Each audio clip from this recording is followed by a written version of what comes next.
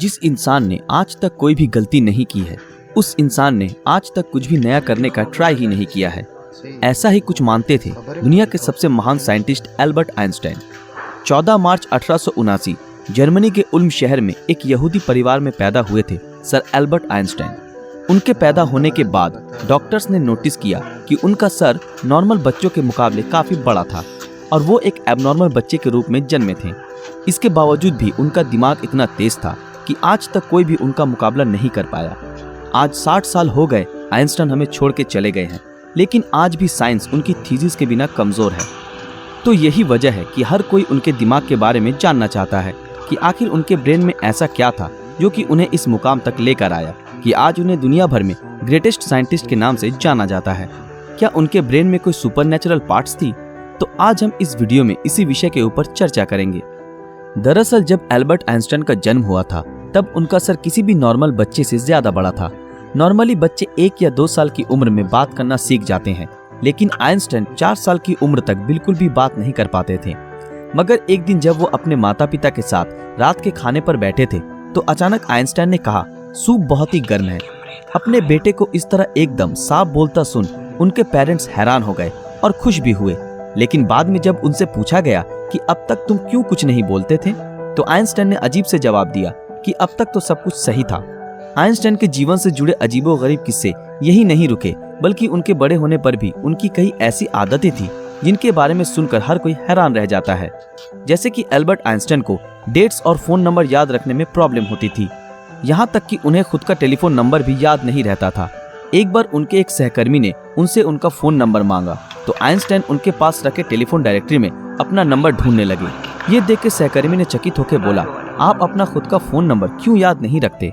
तो आइंस्टाइन ने उनको कहा कि किसी ऐसी चीज को भला क्यों मैं याद रखूं जो मुझे किताबों में ढूंढने से मिल जाती है।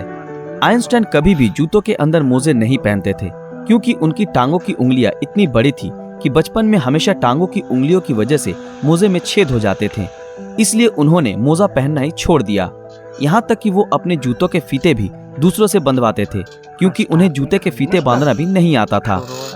दोस्तों, आइंस्टाइन हमेशा कहते थे कि मेरे अंदर कोई खास चीज नहीं है, पर मैं तो केवल एक ऐसा इंसान हूँ जिसमें क्यूरियोसिटी कूट कूट कर भरी हुई है। लेकिन आपको ये जानकर हैरानी होगी कि आइंस्टाइन हमेशा से इतने बुद्धिमान नहीं थे, बल्कि वो बचपन में पढ़ाई में बहुत ही कमजोर थे। इसलिए बचपन में उनकी गिनती बेवकूफ बच्चों में की जाती थी। उनकी कुछ हरकतों की वजह से उन्हें कुछ लोगों ने तो शारीरिक रूप से विकलांग कहना भी शुरू कर दिया था। खास करके आइंस्टाइन के टीचर भी उन्हें पसंद नहीं करते थे, क्योंकि वो सिर्फ साइंस और मैथ के अलावा हर सब्जेक्ट्स में फेल होते थे और बचपन से ही आइंस्टाइन को किताबी ज्ञान में कोई रुचि नहीं थी। हालांकि इसके बावजूद भी उन्होंने दुनिया के सामने साइंस की कई ऐसी थीसिस पेश की जिसके बिना आज भी साइंस कमजोर है, और यही वजह है कि उनका दिमाग आज भी चर्चा का विषय बना हुआ है।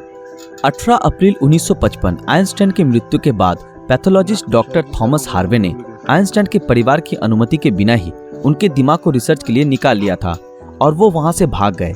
इस हरकत के लिए डॉक्टर हार्वे को नौकरी से निकाल दिया गया, लेकिन उन्होंने कहा कि ऐसा उन्होंने सिर्फ रिसर्च के लिए ही किया है और वो वादा करते हैं कि वो आइंस्टाइन के दिमाग पर रिसर्च जरूर करेंगे ताकि आने वाले समय में इससे साइंस और साइंटिस्ट दोनों को ही कुछ फायदा हो सके। लेकिन रिसर्च के लिए परमिशन न मिलने के कारण डॉक्टर हार्वे ने आइंस्टाइन के दिमाग को एक जार के अंदर बेसमेंट में कैद रखा। बाद में आइंस्टाइन के बेटे हैंस एल्बर्ट आइंस्टाइन की अनुमति के बाद डॉक्टर हार्वे ने आइंस्टाइन के दिमाग पर रिसर्च करना शुरू किया। पहले उन्होंने आइंस्टाइन के दिमाग का वजन किया, जिसका वजन 1230 ग्राम था, जो नॉर्मल इंसान के दिमाग के वजन से काफी छोटा था, क्योंकि दरअसल एक इंसान के दिमाग का वजन करीब 1400 ग्राम होता है। इसके बाद डॉक्टर हार्वे ने आइंस्टाइन के ब्रेन को 240 भागों से टुकड़े किए और उन टुकड़ों को दुनिया भर के मशहूर रिसर्चर्स के पास भेज दिया ताकि वो अच्छे से देख सके कि आखिर आइंस्टाइन के दिमाग में ऐसा क्या था जो बाकी आम इंसानों में नहीं था। और उसके बाद डॉक्टर हार्वे ने आइंस्टाइन के ब्रेन टिश्यूज के 1000 माइक्रोस्कोपिक स्लाइड्स बनाए, जिससे आइंस्टाइन के दिमाग की अच्छी तरह से जांच हो सके। रिसर्च के दौरान ये पाया गया कि आइंस्टाइन के ब्रेन में आम इंसानों से ज्यादा सेल्स थी। आइंस्टाइन के दिमाग का सेरिब्रल कॉर्टेक्स नाम का हिस्सा एक आम इंसान के दिमाग के मुकाबले काफी अलग था। दरअसल ये सेरिब्रल कॉर्टेक्स दिमाग का एक जरूरी हिस्सा होता है जो सबसे जटिल दिमागी प्रोसेस के लिए मेन फैक्टर होता है और यही ऐसा हिस्सा होता है जो अजीबोगरीब तरीकों से विकसित होता है। और साइंटिस्टों का मानना है कि यही वजह थी कि उनका दिमाग बहुत ही असाधारण सोचता था। जब साइंटिस्टों ने आइंस्टाइन के ब्रेन को फर्दर एग्जामिन करना शुरू किया तो वो बिल्कुल हैरान रह गए कि उनके ब्रेन में रिंकल पैरिएटल ओपेरिकुलम मिसिंग है, जिसके कारण उनके ब्रेन की पैरिएटल लोब का साइज नॉर्मल ब्रेन से 20% ज्यादा बड़ा था। साइंटिस्टों का कहना है कि यही वजह है कि आइंस्टाइन की मैथमेटिकल स्किल और चीजों को इमेजिन करने की पावर नॉर्मल ब्रेन से ज्यादा थी और उनके दिमाग में न्यूरॉन्स की डेंसिटी 17% ज्यादा थी, जिस वजह से आइंस्टाइन को ज्यादा ब्रेन पार्ट मिलती थी। साइंटिस्ट के मुताबिक इसी वजह से आइंस्टाइन का कंसंट्रेशन और दूरदर्शिता और उससे कई ज्यादा था। साइंटिस्ट कहते हैं कि आइंस्टाइन के ब्रेन में ज्यादा फोल्ड थी, जो उनकी इंटेलिजेंसी का और एक कारण था। आइंस्टाइन का दिमाग 40 टुकड़े के रूप में अमेरिका के फिलाडेल्फिया शहर के मटर म्यूजियम में प्रिजर्व किया गया है। दोस्तों, आज साइंस ने कितनी तरक्की कर ली है, लेकिन इसके बावजूद आज भी आइंस्टाइन के दिमाग और इंटेलिजेंसी